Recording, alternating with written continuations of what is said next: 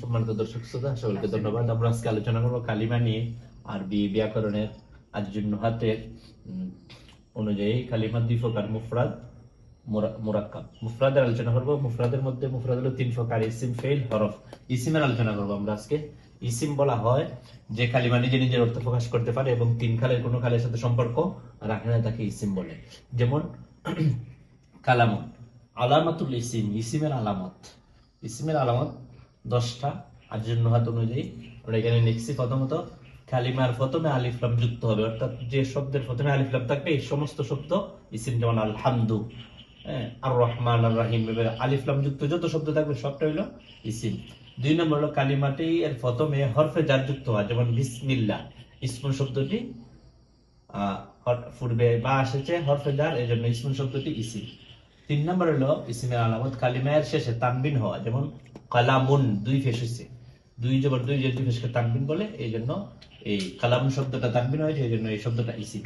4 নম্বর হলো কালিমাটি মুসনাদ হওয়া, যেমন আল্লাহু ওয়াহিদুন, মুবতাদা এবং খবর হওয়া, যা তারকিবের ভাষায় আল্লাহু ওয়াহিদুন, আল্লাহ এক।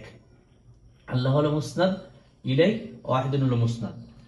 তারপরে 5 নম্বর হলো কালিমাটি মুজাফ অথবা মুজাফ ইলাইহি হওয়া, যেমন কালামুল্লাহ, কালাম হলো মুজাফ, আল্লাহ হলো মুজাফ ইলাইহি, কালামুল্লাহ, আল্লাহর কালাম।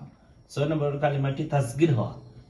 তাসগীর মানে এটা কয়েকটা নির্দিষ্ট ওজন আছে, এই ওজনে যদি কোনো শব্দ আসে তাহলে এই শব্দটা ইসিম, যেমন উবাইদুন, রুজাইলুন।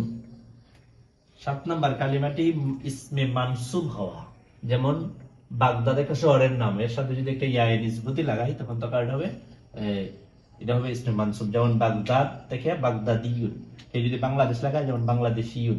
এভাবে যেমন যে কোনো জায়গার সাথে যে ইসমগুলা হয়।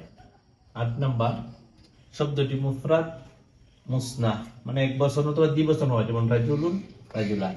9 নাম্বার কালিমাটি মাজমু, মানে জমা হওয়া, জমা মুনতাহুল জুমুআ, জমা হওয়া, রিজালুন, এই ধরনের যত আছে জমা হওয়ার কথায়। 10 নম্বর হলো কালিমা এর শেষে তায়ে তানিস যুক্ত হওয়া, অর্থাৎ মুয়ান্নাসের আলামতের যে তা, এই তাটা যুক্ত হয়, যেমন তালহাতুন।